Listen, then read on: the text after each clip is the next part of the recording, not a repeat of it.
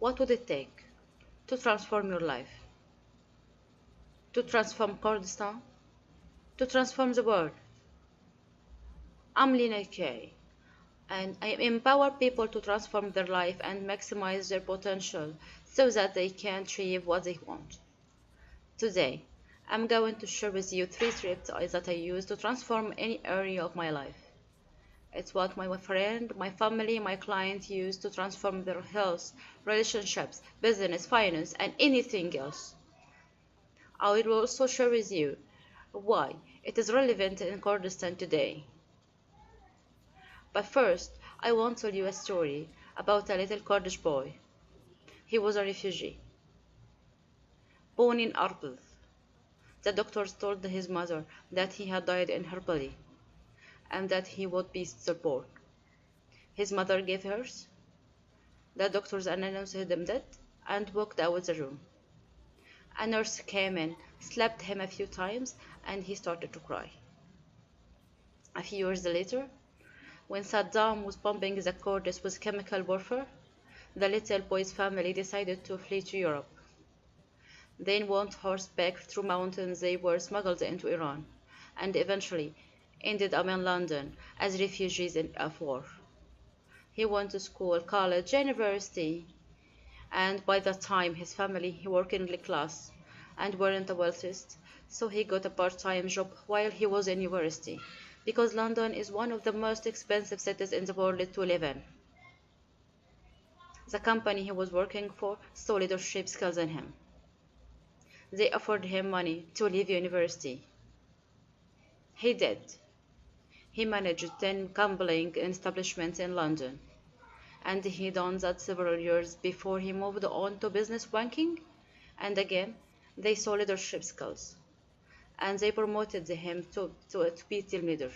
Everything looked good on outside, but on inside, there was a storm brewing. Have you ever put a smile on your face when on the inside there is a storm?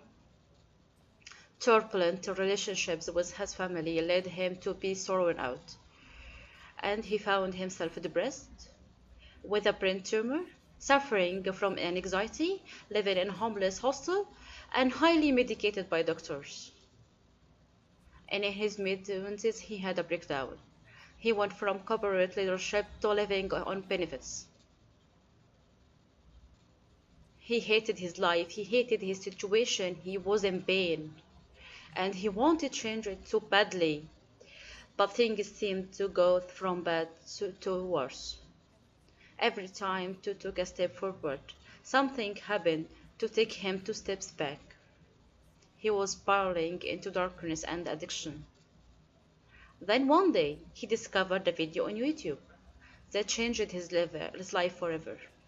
He was talking about the power of the mind, and how you are a victim of circumstances. You are created of them. He thought, how could this be? You mean I created my misery? I created my pain? I created my brain tumor? He thought, surely someone wouldn't told me this information. So he done some research into science, religion, spirituality. What he found difficult to find was any evidence against this. He says physics says reality is created from your perception. Neuroscience says your brain controls your biochemistry. Religion says you are created in the image and likeness of the Creator.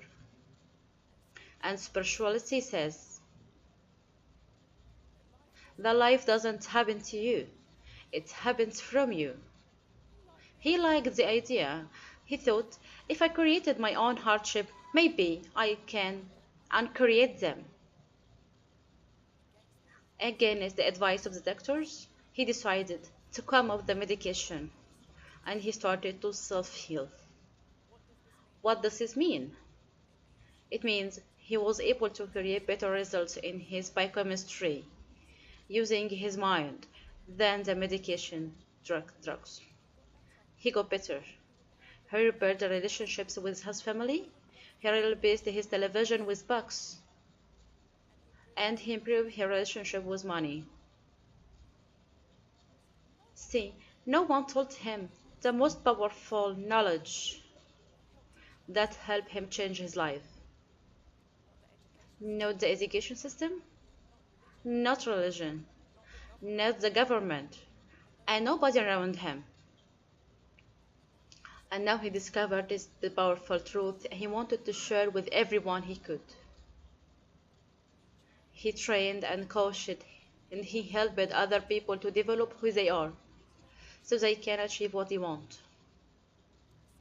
You see that the little boy was statistically destined to lose.